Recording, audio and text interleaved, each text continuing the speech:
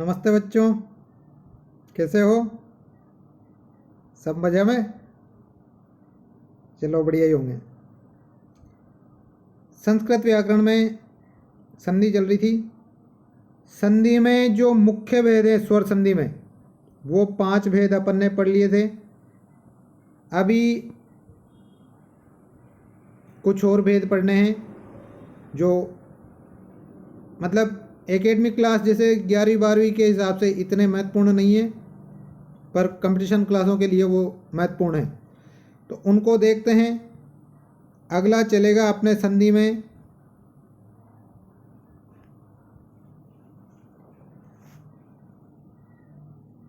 पूर्व रूप संधि।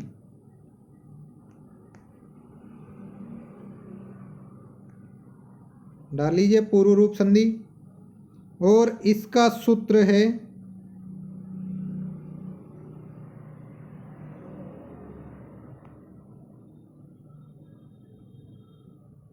एंग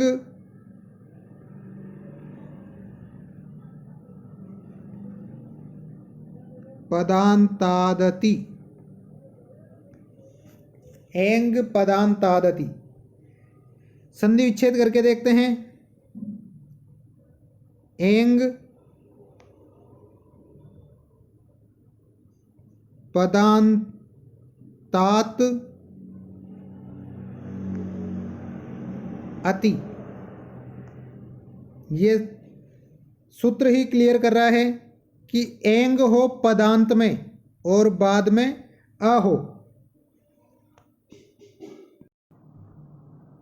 ये अति केवल ऋस्व अ को ही बताता है, छोटे अ को। तो आगे तो एंग, अब एंग में क्या क्या आता है? ए और ओ। पदांत यानी पद का अंत, और अति यानी अ। पद किसे कहते हैं? या तो वह शब्द रूप हो या धातु रूप हो। जब तक उसका रूप नहीं होगा तब तक वो पद नहीं कहलाएगा, क्योंकि पद का सूत्र है सुप तिगंतम पदम। जिसके अंत में सुप प्रत्यय और तिंग प्रत्यय लग रहे हों वही पद कहलाता है। तो शब्द रूप या धातु रूप होना चाहिए। उस शब्द रूप या धातु रूप का अंत ए और ओ से होना चाहिए, और उसके बाद में अ होना चाहिए। तो इस ए और ओ की जो इस अ से संधि होगी वह पूर्व रूप एकादेश हो जाएगी। मतलब पीछे वाले का कुछ नहीं करना है, पीछे वाले को गायब करके और आगे वाले में मिला देना है। ये देख लीजिए एंग पदांतादति। अब इसकी व्याख्या।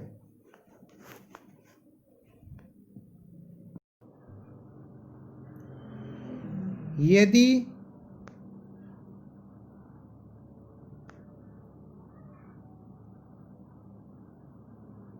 पूर्व पद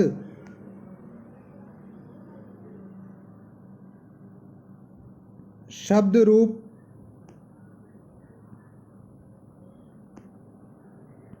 या धातु रूप हो तथा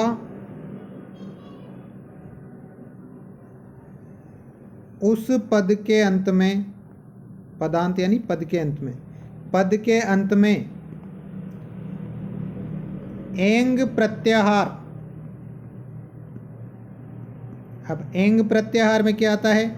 मैंने माहेश्वर सूत्रों में इसी वजह से जोड़ दिया था, क्योंकि ये संधि में बार बार, संधि में क्या पूरी ग्रामर में ही बार बार काम आएंगे।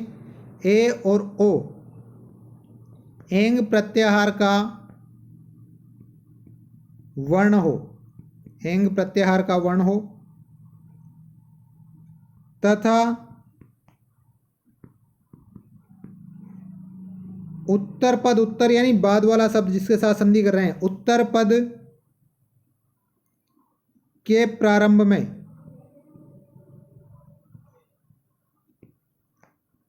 ऋस्व अ हो,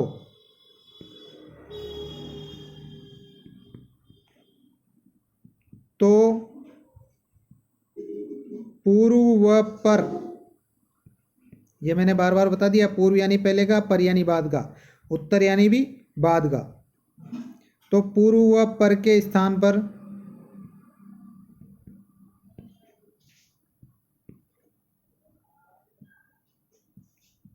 पूर्व रूप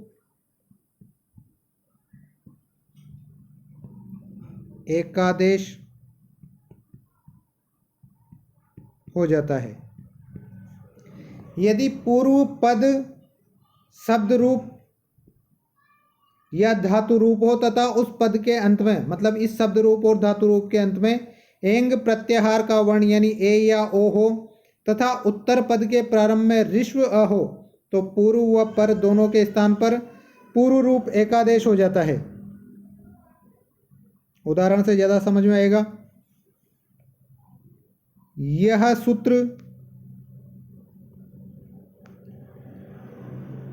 एचो अवयवः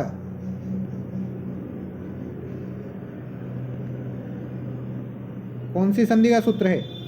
अयादि। एचो अवयवः सूत्र का बाद करता है, मतलब उस सूत्र को काटता है, बाद करता है। जैसे गो प्लस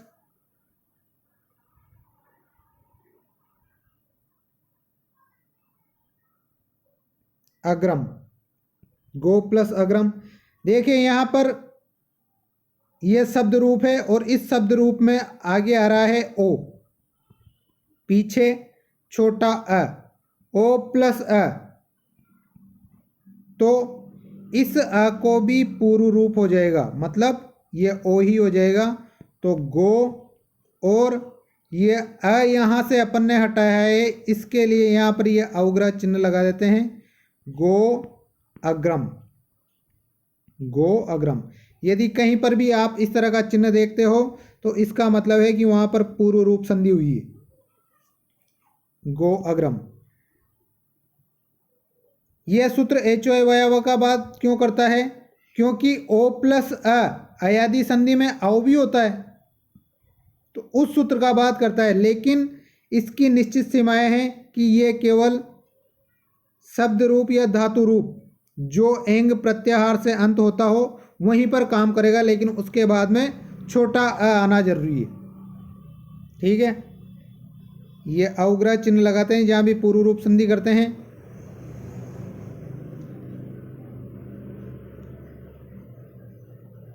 जहां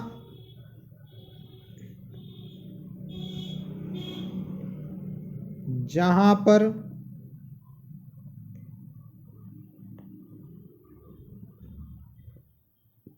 पूर्व रूप संधि हुई हो वहां अ के स्थान पर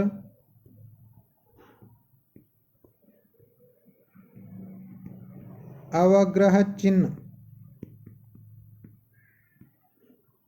या खंडाकार, इसको खंडाकार भी कहते हैं, एस लगा देते हैं।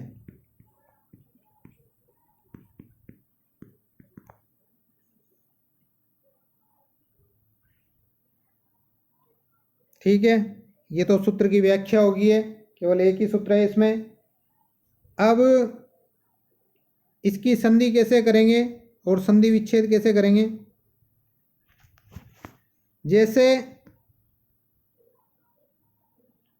हरे प्लस औ, यहां पर है ए और यहां पर है अ। इस ए और अ दोनों के स्थान पर क्या हो जाएगा? केवल अ हो जाएगा, और इस अ को हटा रहे हैं, इसके लिए यहां पर कौन सा चिन्ह लगा देंगे? ये अवग्रह चिन्ह, ड मत समझ लेना इसको, अवग्रह चिन्ह है। तो क्या हो जाएगा? ये हरे औ।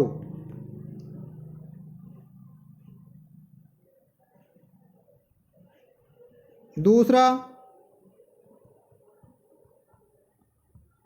विष्णु प्लस औ, यहाँ से क्या उतारेंगे ओ, प्लस यहाँ से क्या उतारेंगे अ। ये शब्द रूप विष्णु शब्द के रूप में आता है। देखिए उसमें क्या था अयादि में कि मूल शब्द होना चाहिए, और इसमें क्या है कि शब्द का रूप होना चाहिए, और उस रूप का भी अंत किस में होना चाहिए, या तो ओ से हो या ए से हो। इन दोनों के स्थान पर क्या हो जाएगा ओ, और इस अ के स्थान पर अवग्रह चिन्ह लग जाएगा, तो क्या हो जाएगा विष्णु। विष्णु ये कोई चिन्ह नहीं होता, मतलब इसका कहीं पर भी कोई उपयोग नहीं है, केवल ये बताने के लिए है कि यहाँ पर पूर्व रूप संधि हुई है। संधि विच्छेद कैसे करेंगे, जैसे बालो अवदत, अवग्रह चिन्ह आ गया तो इसका मतलब है कि यहाँ पर पूर्व रूप संधि है। तो इस अवग्रह चिन्ह और उससे पहले के स्वर दोनों को नीचे उतार लो। इधर तो क्या बचा बाल ओ और अवग्रह चिन्ह प्लस वदत। अब इस ओ और अवग्रह चिन्ह के दो टुकड़े करेंगे, एक तो हो जाएगा ओ और इधर हो जाएगा अ। ये ओ तो यहाँ जुड़ जाएगा, ये अ यहाँ जुड़ जाएगा, तो क्या हो जाएगा बालो प्लस अवदत। इसी तरह से दूसरा देखिए, मैं अपी, इस अवग्रह चिन्ह के साथ ये स्वर उतार लो, म ए और अवग्रह चिन्ह और पी, ये अवग्रह चिन्ह है, फिर भी बोल रहा हूं ड मत लिखना इसको। इसके दो टुकड़े करेंगे, एक तो ए हो जाएगा और एक अ हो जाएगा। ये अ मम, ये ए मा में जुड़ जाएगा तो मैं, ये अ पी से आगे लग जाएगा तो अपी, मैं प्लस अपी। ठीक है, आ गया होगा समझ में, बिल्कुल सिंपल है, कुछ नहीं करना है। यदि ए और अ है तो उसके दो टुकड़े कर देने हैं, एक ए हो जाएगा एक अ हो जाएगा। यदि ओ और अ है तो इसके भी दो टुकड़े करने हैं, एक ओ हो जाएगा एक अ हो जाएगा। उदाहरण देखते हैं। देखिए संधि करनी है और संधि का फॉर्मेट वही जो पहले बनाया था, वृक्षे प्लस अस्मिन, को प्लस अत्र, यज्ञ प्लस अग्नि, ग्रहे प्लस अत्र, साधो प्लस अत्र, समये प्लस अस्मिन, अहो प्लस अध्ये, रामो प्लस अत्र, पुरुषो प्लस अयम, काव्ये प्लस अस्मिन, श्रेयो प्लस अनुशासनम, हीनो प्लस अपि, ये हीनो है टीनो मत लिख लेना, हीनो प्लस अपि, पाठे प्लस अस्मिन, द्वितीयो प्लस अध्याय। इनकी तो संधि करनी है। अब संधि विच्छेद के शब्द इसके अलावा हैं। संधि विच्छेद के लिए शब्द शक्यो अवाप्तुम, वंशो अभवत, ये वंशो है यहाँ पर, को अपि, मेघो अपि, शूद्रो अपि, नायके अत्र, पाठो अयम, संवादे अस्मिन्, गेहे अशितव्यम, ग्रहे अशितुम, प्रत्यादिष्टो असि, ते अधिकतरम, प्रयोगे अन्यतम, जाते अपि, ग्रहीतो अस्ति, को अहंकारः, ते अर्थात, माघो अपि और प्रसिद्धो अभूत। इन शब्दों की संधि विच्छेद करनी है। ये पूर्व रूप संधि कंप्लीट। पूर्व रूप को पूर्व रूप क्यों कहते हैं, क्योंकि इसमें पूर्व वाले वर्ण के अनुसार रूप हो जाता है, इस वजह से पूर्व रूप कहते हैं। ठीक है, आज के लिए इतना काफ़ी है। ये कर लेना होमवर्क और समझ के किया करो। बहुत सारों ने जो शब्द बना बना के भेजे हैं उनमें बहुत सारी गलतियां हैं, संधि करी है और संधि विच्छेद किया है उनमें सब में, तो बिल्कुल समझ के अच्छे से किया करो। ठीक है, गुड बाय।